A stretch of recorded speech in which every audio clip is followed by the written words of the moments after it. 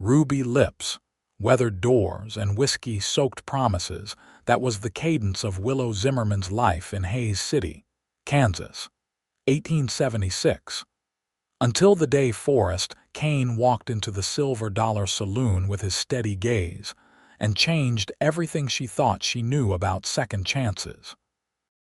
The afternoon sun filtered through the dusty windows of the saloon, casting golden rectangles across the worn floorboards.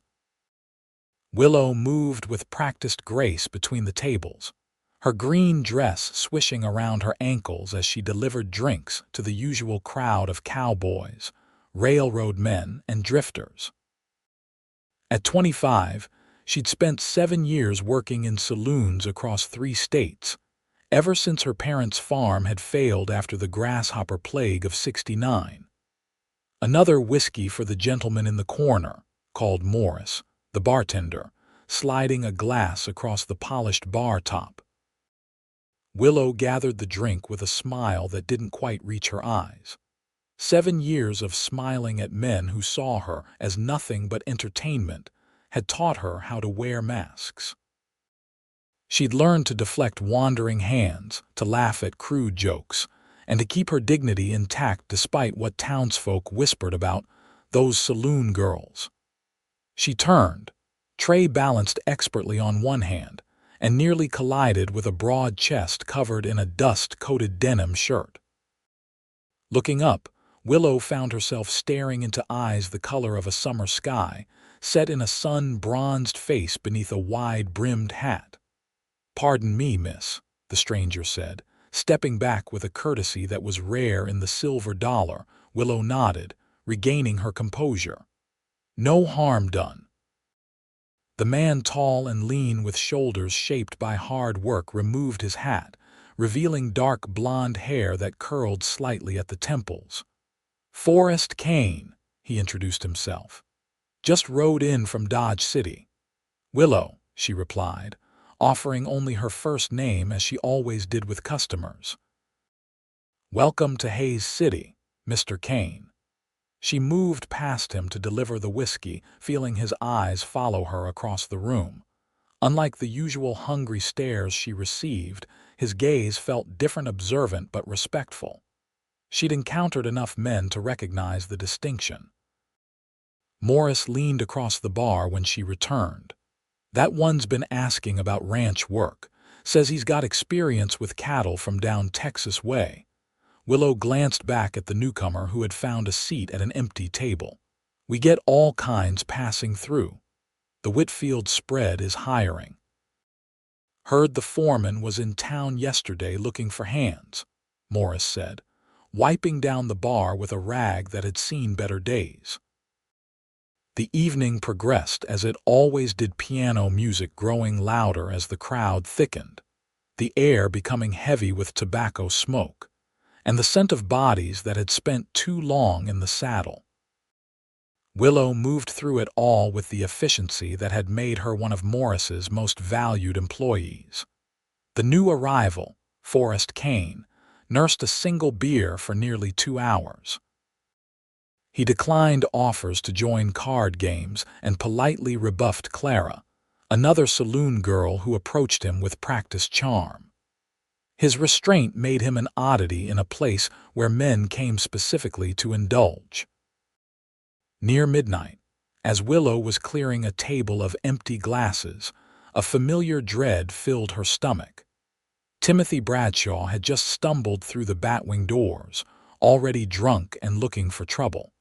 The banker's son had developed an unwelcome fixation on Willow over the past months. "There she is," Timothy slurred, pointing a finger in her direction. "The prettiest girl in Kansas." Willow kept her expression neutral. "Evening, Mr. Bradshaw. Looks like you've had plenty to drink already." "Never enough when I'm celebrating," he said, swaying slightly. "Pa just put me in charge of approving loans. Power, Willow. That's what I've got now." "Congratulations," she said flatly, trying to move past him. His hand shot out, grabbing her wrist. "How about a private celebration? I can make it worth your while." "I've told you before, that's not the kind of work I do," Willow said firmly, trying to pull away without causing a scene. Morris had strict rules about the girl's responsibilities, and despite what many assumed about saloon girls, he didn't force them into anything beyond serving drinks and providing conversation. "Come on now. Everyone knows what you girls really do," Timothy insisted, his grip tightening. Willow felt heat rising to her cheeks, not from embarrassment but from anger and the humiliation of having her reputation assumed rather than known. Before she could respond, a calm voice interrupted. The lady said no. Forrest Kane had materialized beside them, not threatening but unmistakably present. He stood with the quiet confidence of a man who didn't need to prove his toughness. Timothy sneered. "Mind your own business, stranger." "When a man doesn't respect a woman's wishes, it becomes everyone's business," Forrest replied, his voice level. "You know who my father is." Timothy puffed up his chest. "Don't rightly care," Forrest said. "But I know who taught me manners, and they'd be mighty disappointed if I stood by while someone was being disrespectful." The simplicity of his words seemed to confuse Timothy, whose drunken mind was clearly trying to determine if he'd been insulted. Morris appeared from behind the bar, sensing trouble. "Mr. Bradshaw, I think you've had enough for tonight," the bartender said. "Why don't I have someone see you home?" Timothy wavered, looking from Morris to Forrest to Willow. Finally, he released her wrist. "This isn't over," he muttered, but allowed one of the bouncers to escort him toward the door. Willow rubbed her wrist, certain it would bruise by morning. "Thank you," she said to Forrest, "but I could have handled it." "I believe you could," he replied with a slight smile. "But where I come from, no one should have to handle such things alone." There was something in his voice, a sincerity that couldn't be fabricated. Willow found herself studying his face, looking for the angle, the hidden motive. Men didn't simply help women like her without expecting something in return. "Where exactly do you come from, Mr. Kane?" she asked. "Originally, a little farm in Missouri, but I've been working cattle drives since I was 16. Last few years with the Whitfield outfit, the one that's hiring." Willow raised an eyebrow. Forrest nodded. "I'm their new trail boss. Just brought a herd up from Texas and got promoted. Now I'm helping Mr. Whitfield find good men for the ranch." It explained his different manner. He wasn't a drifter but a man with responsibility, with a reputation to maintain. "Well, trail boss," Willow said, regaining her professional demeanor, "can I get you another drink? On the house for your assistance." "Much obliged, but I should be heading to my room at the boarding house." "Early start tomorrow." He replaced his hat. "Hope that fellow doesn't give you any more trouble." "Timothy Bradshaw is a problem on his best day," Willow sighed, "but he usually forgets his grievances after a good sleep." Forrest studied her for a moment. "Miss Willow, I don't mean to overstep, but if he bothers you again, the sheriff should hear about it." Willow gave a short, humorless laugh. "The sheriff is good friends with Timothy's father. In this town, having money means having friends in convenient places." A shadow crossed Forrest's face, a flicker of something that might have been anger on her behalf. "That ain't right. Very little is, Mr. Kane." She offered him a genuine smile this time. "But I appreciate your concern. It's not often found in these parts." He tipped his hat. "Good night, then." As he pushed through the batwing doors into the night, Willow found herself watching his departure longer than was necessary. There was something refreshing about Forrest Kane, something honest that stirred a dangerous feeling in her chest. Hope. She quickly squashed it down. Hope was a luxury she couldn't afford. Not with her history, not with her reputation, and certainly not with a respectable ranch foreman who would want nothing to do with a saloon girl once he learned more about the town gossip. The next morning dawned clear and bright, the kind of autumn day that made the Kansas prairie shine like gold. Willow left her small rented room above the milliner's shop and headed toward the general store. Her hours at the saloon didn't start until late afternoon, giving her mornings to herself a precious commodity she never took for granted. Mrs. Henderson, the store owner's wife, barely acknowledged Willow as she entered. The woman's thin-lipped disapproval was a familiar reception in most establishments around town. Willow had learned to ignore such treatment, focusing instead on gathering her simple provisions: coffee, sugar, a bit of salt pork, and a small luxury, a new pencil for the journal she kept. As she placed her items on the counter, the bell above the door jingled, and several ranch hands entered, laughing and jostling each other. Among them was Forrest Kane, looking more at ease in the daylight, his presence commanding even in casual conversation with his men. He spotted her and nodded politely. "Miss Willow." "Mr. Kane," she returned, aware of Mrs. Henderson's sudden interest in their exchange. Forrest approached the counter. "Hiring's going well. Found 4 good men already." "That's fortunate," Willow replied, conscious of keeping her voice neutral despite the inexplicable flutter in her stomach. Mrs. Henderson cleared her throat pointedly. "That'll be 78 cents, Miss Zimmerman." The use of her last name was deliberate, a reminder that everyone in town knew exactly who she was and what she did. Willow counted out the coins calmly, though she felt her cheeks warm. "I'll need these supplies for the bunkhouse loaded in our wagon," Forrest told Mrs. Henderson, handing over a list. As the woman moved to gather the items, he turned to Willow. "Are you heading back toward Main Street? I'd be happy to carry your parcels." The offer was innocent enough, but Willow knew better than to be seen walking with a man like Forrest Kane.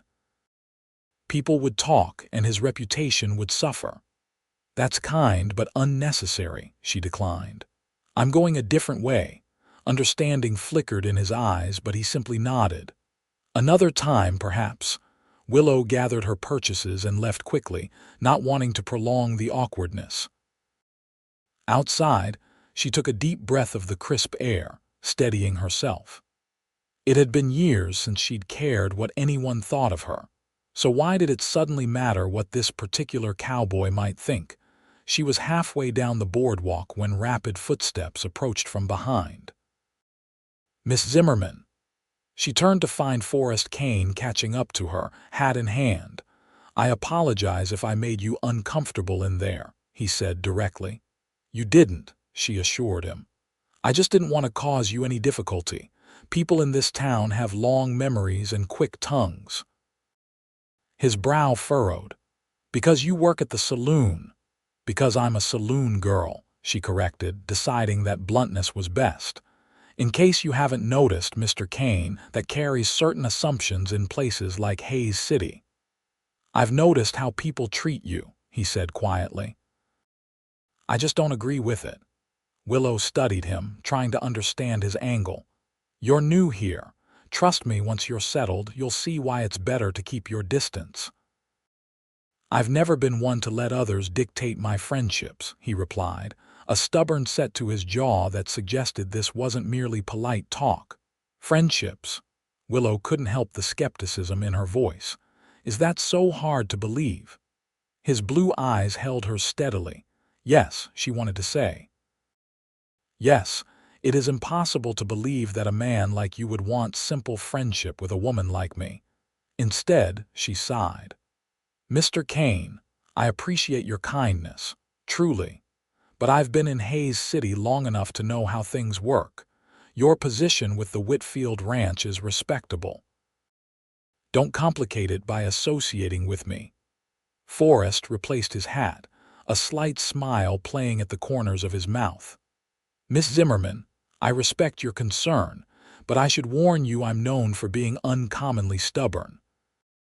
Before she could formulate a response, he tipped his hat and turned back toward the store, leaving Willow standing on the boardwalk with her parcels, and a strange, unsettled feeling in her chest. The following weeks brought an unexpected pattern to Willow's life. Forrest Kane appeared at the Silver Dollar every third evening, always sitting at the same corner table, always ordering a single beer, and always departing before the rowdiness peaked. He would exchange pleasantries with Willow when she served him, nothing more, but his consistent presence became a curious comfort. Morris noticed, of course. "That Whitfield foreman's sweet on you," he commented one evening after Forrest had left. "He's just a creature of habit," Willow deflected, wiping down tables. "Creatures of habit don't watch a woman the way he watches you," Morris countered, his experienced eyes missing nothing. "And they don't make special trips into town on their one free evening just for a single beer." Willow said nothing, but later that night, as she readied for bed in her small room, she allowed herself to acknowledge the warm feeling that had been growing within her. Forrest Kane's quiet attention was unlike anything she'd experienced, patient, undemanding, and somehow more thrilling than any passionate declaration could have been. When she next encountered him outside the saloon, it was by accident. Willow had taken her laundry to the creek that ran behind town, preferring to wash her own clothes rather than face the laundress's judgment. She was hanging items to dry on bushes when she heard a horse approaching. Forrest rode into view on a handsome chestnut gelding, pulling up short when he spotted her. "Miss Zimmerman," he greeted, dismounting. "Didn't mean to intrude." "Just finishing up," she said, suddenly conscious of her simple work dress and hair loosely tied back instead of in her usual careful style. He led his horse to the water's edge. "Mind if he drinks? Been riding fence lines all morning." "It's free country," she replied, continuing with her task. Forrest removed his hat, running a hand through his hair. The gesture was boyish, almost vulnerable, contrasting with his otherwise composed demeanor. "Beautiful day," he commented, looking up at the clear October sky. "It is," she agreed. An awkward silence fell between them, filled only by the sound of the creek and birds calling from nearby trees. Finally, Forrest cleared his throat. "I've been meaning to ask. There's a harvest dance in town next Saturday. Would you consider attending? With me?" The question was so unexpected that Willow nearly dropped the shirt she was hanging. "A dance? The harvest dance at the town hall," he nodded, looking simultaneously hopeful and uncertain. "Mr. Kane," she began carefully, "that's very kind, but surely you understand. Women like me don't attend those functions. The town committee wouldn't allow it. I already spoke with Reverend Miller, who's organizing it. He said all are welcome." Willow stared at him. "You spoke to the Reverend about me, not specifically about you," Forrest clarified quickly. "I asked if the dance was open to everyone in the community. He confirmed it was." "There's a vast difference between what people say and what they mean," Willow said, her voice tight. "What the good Reverend likely meant was that all respectable folk are welcome." Forrest stepped closer, his expression earnest. "Willow, Miss Zimmerman, I understand your hesitation, but I would be honored to escort you, and I would ensure you were treated with the respect you deserve." The sincerity in his voice made her heart ache with longing for something she'd long ago stopped believing possible. "Why?" she asked simply. "Why would you risk your standing in the community? You've built a good reputation here."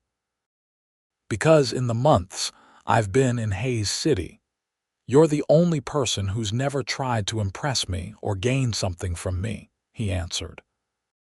"You're honest, hardworking, and kind. I've seen how you help Morris with the books, though he thinks no one notices, and how you make sure the younger girls get home safe after their shifts." His observation startled her. She hadn't realized anyone paid such close attention. "And," he continued more softly, "because every time you smile, really smile, not the one you wear for customers, it lights up the room in a way that makes me want to see it happen again." Willow looked away, unsure how to handle such forthright admiration. Part of her wanted desperately to say yes, to experience one evening of normalcy, of being treated like any other young woman in town. But the realistic part of her knew better. "I can't," she finally said, "but I thank you for asking. It's been a long time since anyone has." Disappointment flickered across his face, but he nodded respectfully. "The invitation remains open, should you change your mind." He gathered his horse's reins and prepared to mount. Before he did, he reached into his saddlebag and pulled out a small package wrapped in brown paper. "I saw this in the Mercantile," he said, holding it out to her. "Thought you might enjoy it." Hesitantly, Willow accepted the package. When Forrest had ridden away, she carefully unwrapped it to find a small leather-bound journal, its cover embossed with delicate wildflowers. Inside the front cover, a note was written in careful script, "For your thoughts. Everyone deserves a place where they can speak freely. Respectfully, F.K." Tears pricked at Willow's eyes as she ran her fingers over the beautiful book. How had he known about her penchant for writing? And more importantly, how had he recognized her need for a space that was truly her own? The harvest dance came and went without Willow's attendance.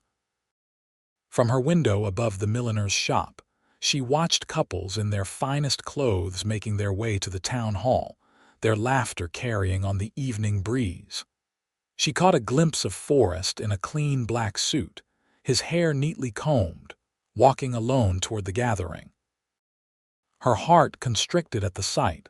Later that night at the saloon, she was surprised when he appeared just after midnight, still in his dance clothes. "Didn't expect to see you here tonight," she said as he took his usual table. "Dance ended early," he replied. There was something different about him, a resolved look, as though he'd come to a decision. "No beer tonight," he said when she approached to take his order. "Just wanted to say that I've accepted a dinner invitation at the Whitfield Ranch House tomorrow. Mr. Whitfield wants to discuss my future with the outfit."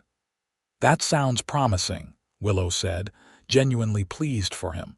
Forrest had worked hard, and recognition from the ranch owner was significant. "It is," he agreed. "He's mentioned the possibility of me becoming his ranch manager. Carson Whitfield isn't getting any younger, and his son has no interest in cattle." "Congratulations," Willow smiled. "You deserve it." Forrest studied her for a long moment. "Thing is, Willow, a ranch manager should be a settled man, someone with roots in the community." Her smile faltered slightly. "I'm sure you'll find a suitable young lady. There were plenty at the dance tonight." "I already know who I want by my side," he said quietly. "I just need to convince her that I'm worthy of her consideration." The implication of his words hung in the air between them. Willow felt her chest tighten. "Forrest, I know what you're going to say," he interrupted gently. "That I don't know what I'm talking about, that I don't understand what it would mean. But I do, Willow. I've thought about nothing else for weeks." "You can't possibly." "I love you," he said simply. "I love your strength, your dignity, your kindness. I love how you face each day with grace despite how unfairly you're treated." Willow glanced around anxiously. The saloon was busy, but no one seemed to be paying attention to their corner. "This isn't the place for such talk." "Then tell me where and when," Forrest pressed. "Give me a chance to speak my heart properly." She should refuse. She should tell him to find a nice girl from a respectable family who hadn't spent years serving drinks to cowboys and gamblers. Instead, she heard herself say, "Sunday, the creek where we met, after church lets out." His face brightened with hope. "I'll be there." Sunday dawned clear and cool. Willow dressed with unusual care in her best day dress, a modest blue cotton that she rarely had occasion to wear. She pinned her hair simply and wore no makeup, wanting Forrest to see her as she truly was, stripped of the saloon girl artifice. The walk to the creek took her past the church just as services were ending. Parishioners spilled onto the street in their Sunday finest, many stopping to stare as she passed. Willow held her head high, refusing to cower under their scrutiny. Forrest was already waiting when she arrived, seated on a fallen log by the water. He stood when he saw her, and the open admiration in his eyes made her breath catch. "You look beautiful," he said. "Thank you." She remained standing, too nervous to sit. "Forrest, I came to tell you that whatever you're thinking, whatever you're planning, it can't happen." His expression didn't change. "Why not?" "You know why," she said, frustration creeping into her voice. "I'm a saloon girl. You're respected in this community. They'll never accept, I don't care what they accept," he interrupted firmly. "The only acceptance that matters to me is yours." "You should care," Willow insisted. "Your position, your future mean nothing without happiness," he finished. "Willow, I've worked hard all my life. I've saved my money, built my reputation through honest work. I've earned the right to choose my own path forward. And that path includes ruining yourself by associating with me," she challenged. Forrest shook his head. "No one can ruin me but myself, and the only way I'd manage that is by walking away from the woman I love because of what others might think." He closed the distance between them, taking her hands in his. "Your past doesn't define your worth, Willow. The circumstances that brought you to the silver dollar don't determine who you are." Tears welled in her eyes. "You say that now, but when people refuse to do business with you, when they whisper behind your back, then we'll build our life elsewhere," he said simply. "The West is vast, but I don't think it'll come to that. Carson Whitfield judges a person on their character, not their history.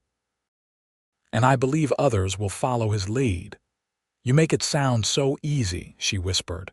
"It won't be easy," Forrest acknowledged, "but nothing worthwhile ever is."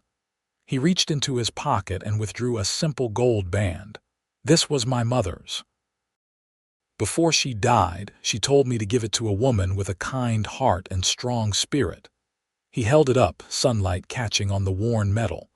"I can't imagine anyone more deserving." Willow stared at the ring, her heart pounding. "Are you asking?" "I'm asking you to marry me," Forrest confirmed. "To build a life with me. To trust that what we feel for each other is stronger than any gossip or prejudice."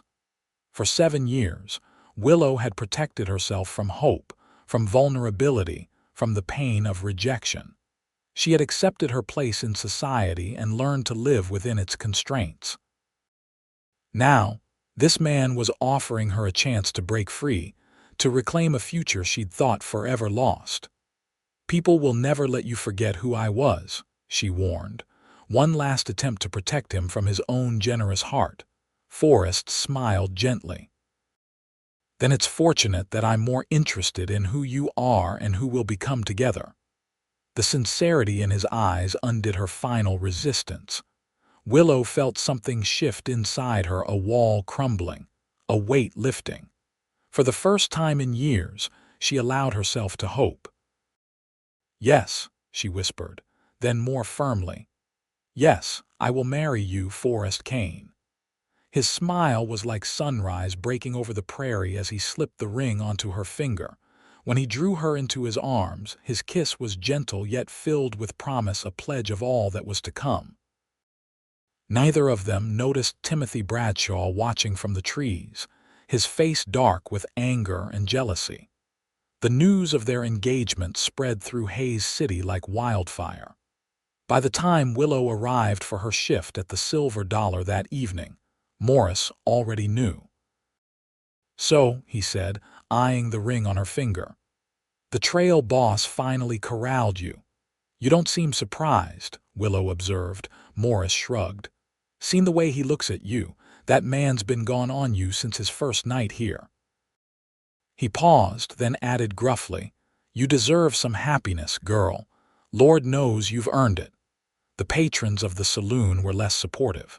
Throughout the evening, Willow endured pointed comments and leering suggestions. Timothy Bradshaw arrived late, already drunk, and made a scene.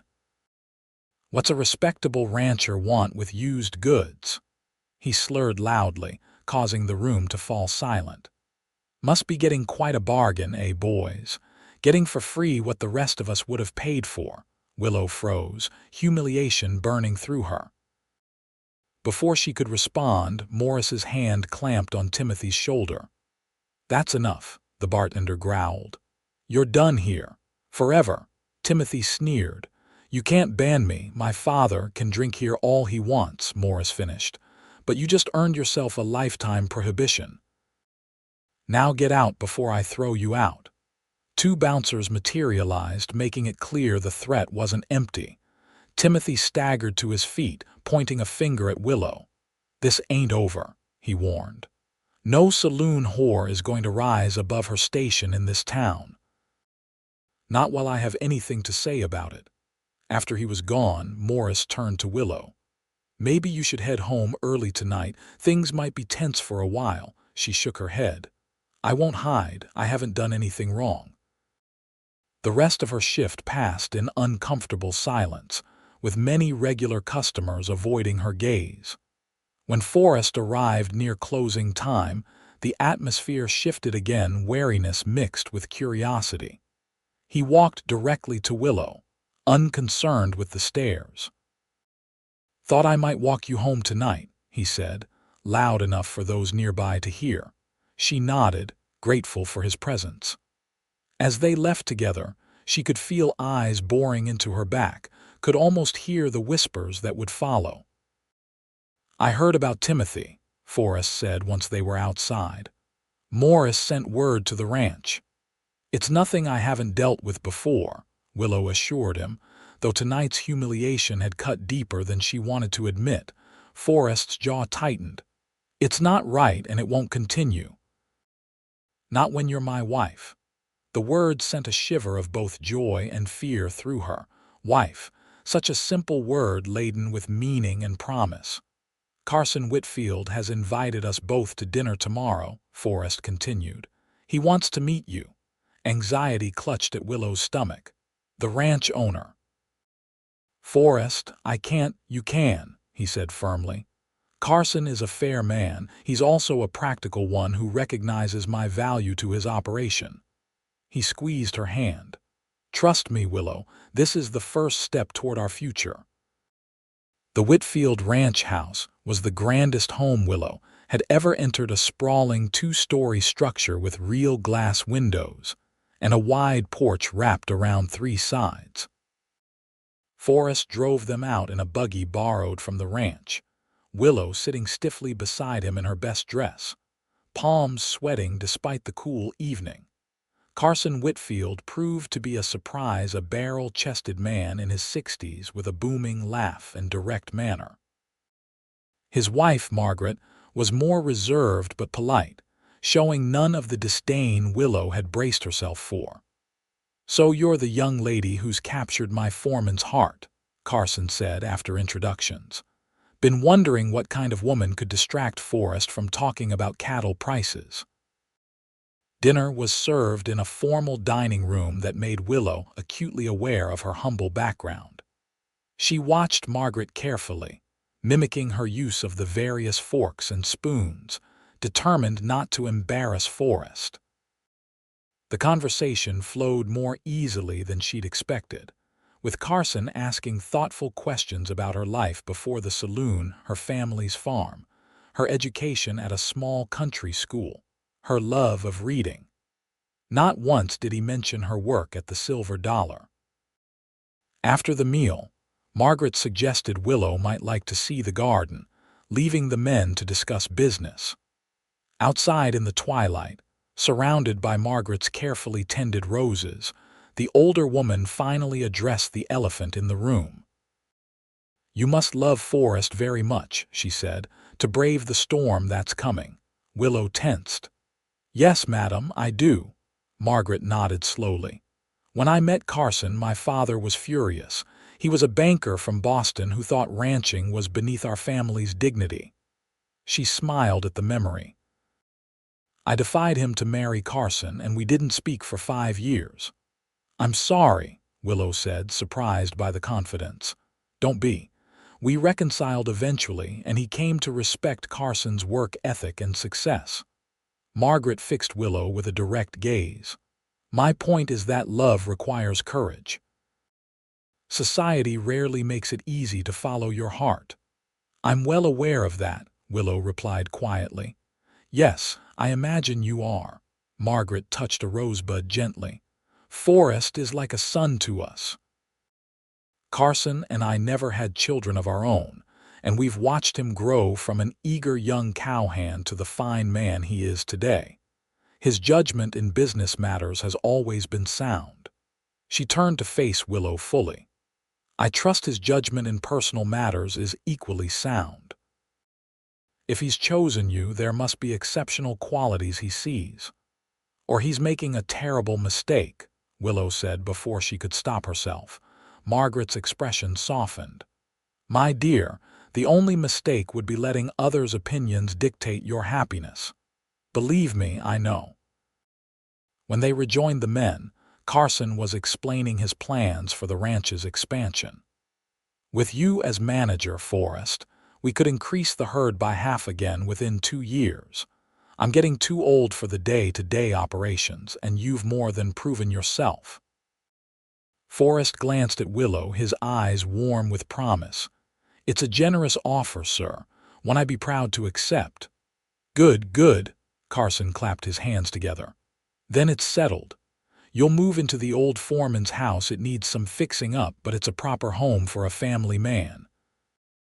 As they prepared to leave, Carson pulled Forrest aside while Margaret helped Willow with her shawl. I hope you know what you're doing, son, Willow overheard Carson murmur. This town can be unforgiving. I know exactly what I'm doing, Forrest replied firmly, and I'd appreciate your support.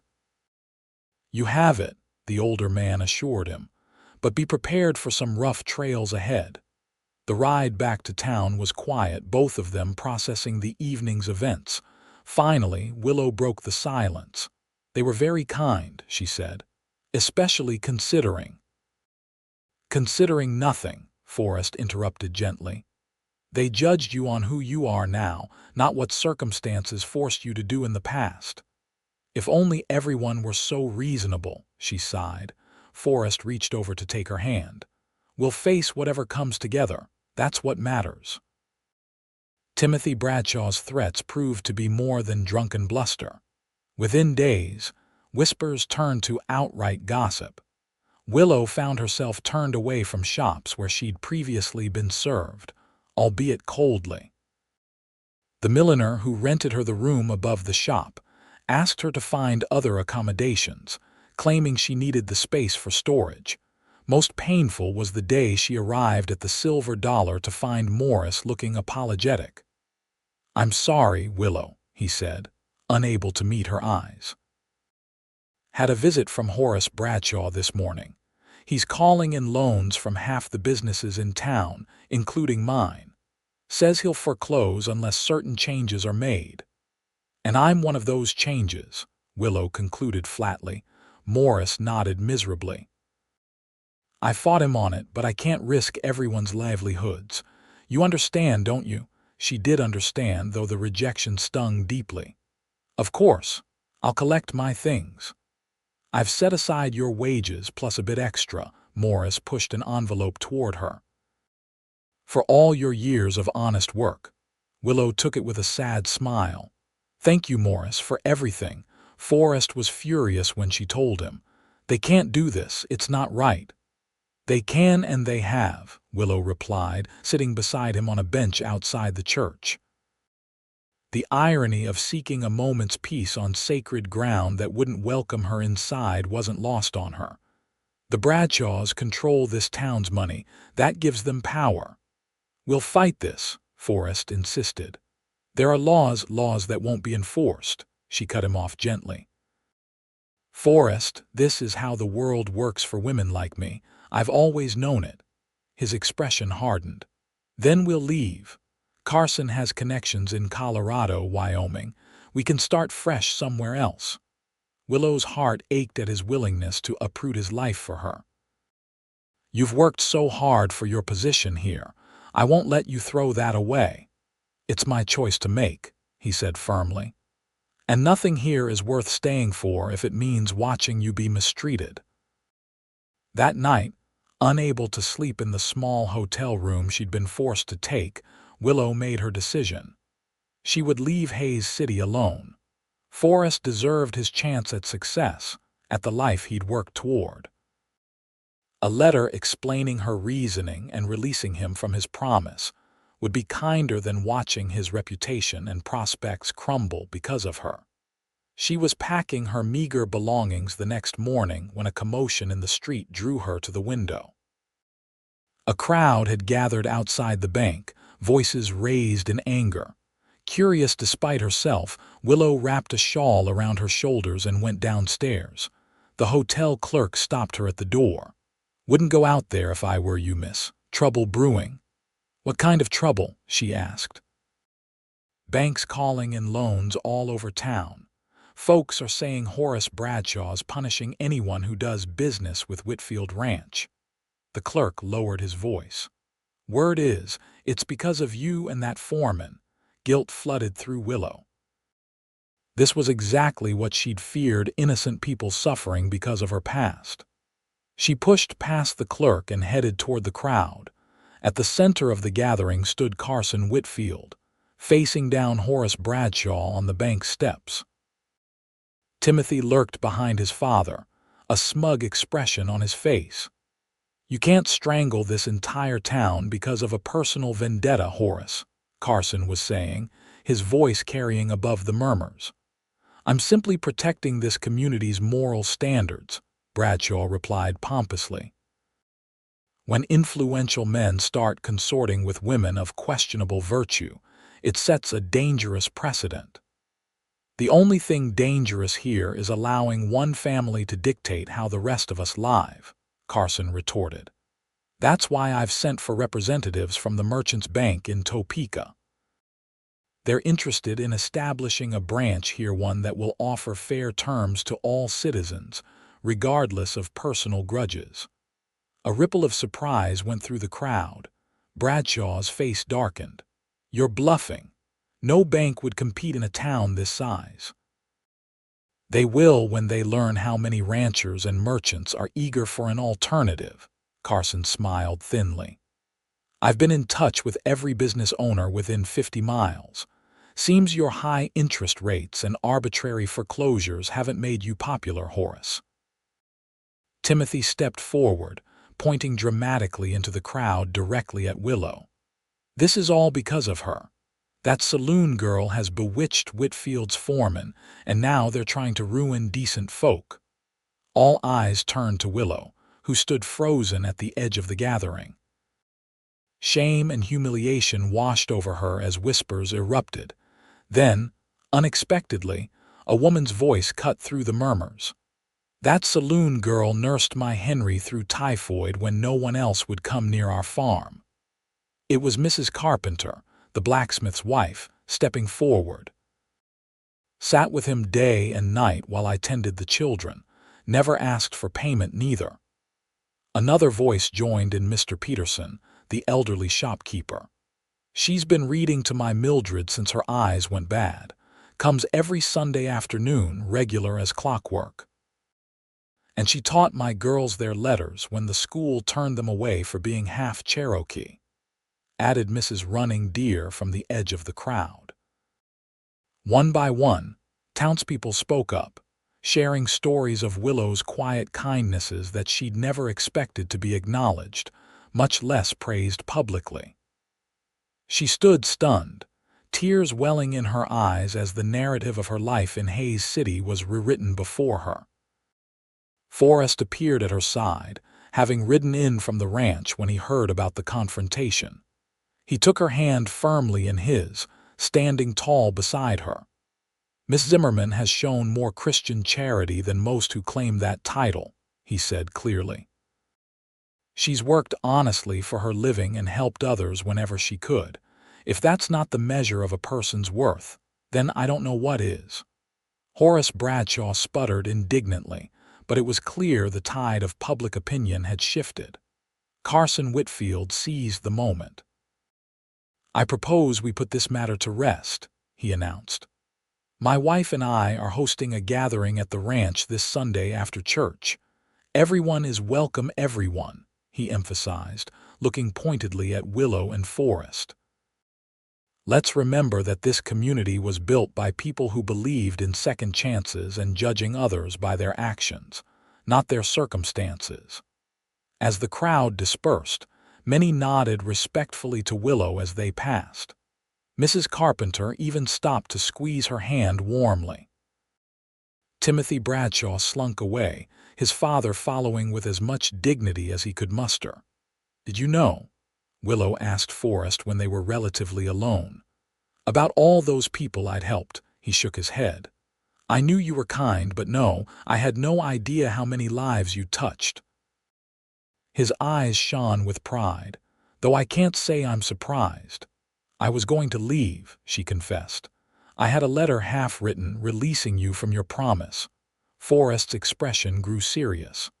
"Willow Zimmerman, if you had left, I would have followed you to the ends of the earth. There is no release from a promise made with my whole heart." The Sunday gathering at the Whitfield Ranch became the setting for Willow and Forrest's wedding. Margaret insisted on making all the arrangements, treating Willow like the daughter she'd never had. To everyone's surprise, Reverend Miller agreed to perform the ceremony, saying that true repentance and a changed life were central to his faith. The guest list included nearly everyone from Hays City, excluding the Bradshaws, who had suddenly discovered urgent business in Kansas City. Morris attended, sheepishly offering Willow her old job back if she wanted it, an offer she gently declined. Even Mrs. Henderson from the general store brought a wedding gift, a hand-stitched quilt she'd been working on secretly for weeks. Standing before her friends and neighbors in a simple white dress that Margaret had altered from one of her own, Willow felt as though she were dreaming. Forrest waited for her beneath an arch of autumn flowers, his face alight with joy and certainty. "Dearly beloved," Reverend Miller began, "we are gathered here today to witness the union of two souls who have found in each other the courage to love beyond convention, to see worth where others saw only past mistakes." As they exchanged vows, Willow's voice was clear and strong. The shame and doubt that had shadowed her for so long were lifting, replaced by a tentative but growing belief in her own worthiness, a belief reflected and strengthened in Forrest's unwavering gaze. "Your past doesn't define your worth," he whispered as he slipped his mother's ring onto her finger. "But our future together will reveal it." Carson Whitfield hosted a feast afterward that rivaled any celebration Hays City had seen.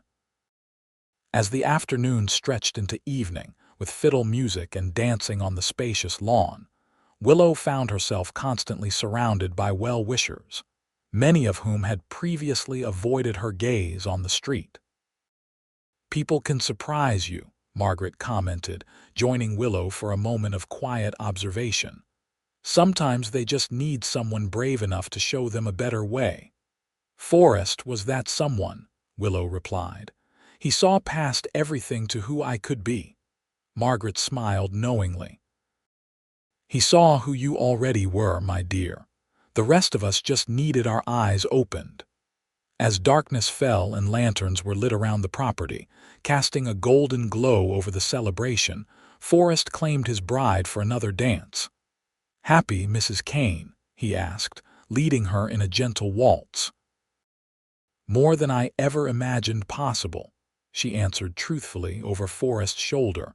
Willow caught sight of Carson deep in conversation with several ranchers. He caught her eye and nodded significantly, a smile playing at his lips.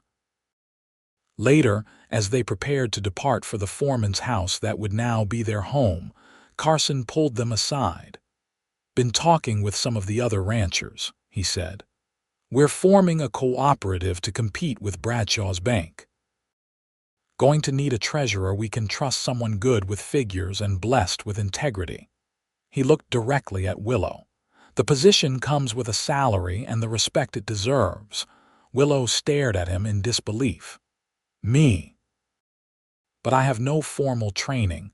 Morris says you've been keeping the Saloon books for years without a single error. Says you've got a head for numbers that most educated men would envy. Carson shrugged. Training can be acquired. Character is built over a lifetime. The offer represented more than employment. It was acceptance, legitimacy, a place in the community that had once shunned her. Willow looked to Forrest, who nodded encouragement. I would be honored, she said finally, and I promise you won't regret your trust. I know I won't, Carson replied confidently. Their home, though small and in need of repairs, became Willow's sanctuary. She threw herself into making it a true haven, learning from Margaret about managing a household and from Carson about the business of ranching. The position with the cooperative bank gave her purpose beyond being Forrest's wife. Though that role alone would have fulfilled her, winter came to the Kansas prairie, blanketing the land in pristine white. On Christmas morning, with snow falling gently outside their bedroom window, Willow shared news that brought tears to Forrest's eyes. A baby, he whispered, placing a gentle hand on her still flat stomach. Our child. Due in summer, she confirmed, joy and fear mingling in her heart. Forrest, you think? Will the town accept a child with a mother like me? He gathered her close. Our child will be born to parents who are respected members of this community. Who you were before doesn't matter, it's who you are now that counts. As her pregnancy progressed, Willow found that Forrest's words proved true. The women of Hays City, led by Margaret Whitfield, embraced her completely, sharing advice and hosting a quilting bee to prepare for the baby. When their son, Frederick Carson Kane, was born on a sweltering July day in 1877, the entire town celebrated. The years that followed brought changes to Hays City. The cooperative bank flourished, eventually forcing Horace Bradshaw to sell his institution and move east. Timothy disappeared to Colorado after one scandal too many involving married women. The Silver Dollar Saloon was purchased by a consortium including Morris, Carson Whitfield, and to everyone's surprise, Forrest and Willow Kane. They transformed it into a respectable hotel and restaurant that became the town's social center. Their family grew with the addition of twin girls, Amelia and Rose, 3 years after Frederick's birth. The children thrived on the Whitfield Ranch, where Forrest eventually became full partner when Carson semi-retired. Their home expanded to accommodate their growing family, with Willow's garden becoming famous throughout the county. On their 10th wedding anniversary, Forrest surprised Willow with a gift that brought her to tears, a published collection of her writings about frontier life. Stories she'd been penning in the journal he'd given her years before. A publisher in Chicago had recognized their worth and offered a contract for more. You always said my past didn't define my worth, Willow said as they sat on their porch swing that evening, watching their children play in the yard. I never truly believed it until you. Forrest took her hand, running his thumb over the gold band that had never left her finger. Every person deserves to be judged on who they are, not who they were forced to be by circumstance. You changed my life, she said simply. He shook his head. No, my love, you changed your own life. I was just fortunate enough to witness it and walk beside you. As twilight settled over the Kansas prairie, they both had come to love. Willow rested her head on her husband's shoulder. From saloon girl to respected author, wife, mother, and businesswoman, her journey had been one of transformation, not because she had become someone new, but because others had finally seen who she had been all along. We should visit the creek tomorrow, Forrest suggested. Show the children where their stubborn father finally convinced their even more stubborn mother to take a chance on happiness. Willow laughed softly. They already think it's the most romantic story ever told. It is, Forrest insisted, because it's ours. As stars appeared in the darkening sky, Willow Kane felt a contentment that once seemed impossible. Her past had not defined her worth, but the love she had found and the life she had built certainly did. And that was a legacy worth passing on to her children, and to all who would listen to her stories of redemption on the Kansas frontier.